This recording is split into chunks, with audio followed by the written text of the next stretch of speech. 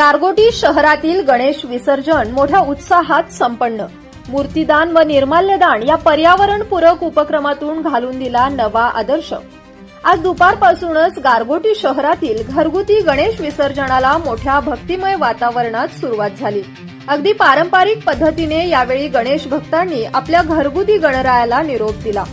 गारगोटी ग्रामपंचायत मार्फत सर्व गणेश भक्तांना मूर्तीदान व निर्माल्यदान करण्याचे आवाहन करण्यात आले होते। या आवाहनाला गारगोटी शहरातील गणेश भक्तांनी मोठा प्रतिसाद दिला।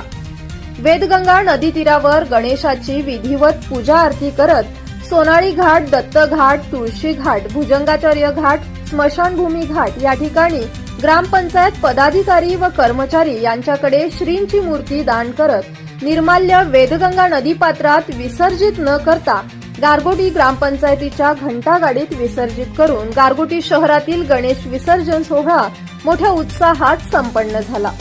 दान केलेल्या श्रींच्या मूर्त्या व निर्माल्य गारगोटी ग्रामपंचायतीने ट्रॅक्टरच्या सहाय्याने नेऊन ग्रामपंचायत कार्यालयाशेजारील विसर्जन कुंडात ग्रामपंचायत कर्मचाऱ्यांच्या मार्फत विसर्जित करून पर्यावरणपूरक गणेशोत्सव साजरा केला।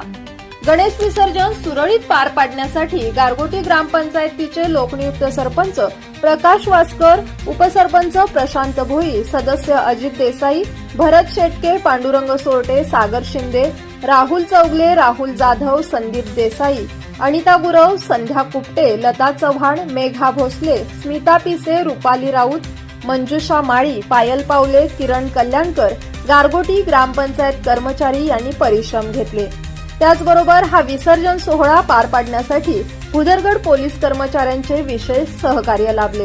आवाज कोल्हापूरसाठी सायली मराठे।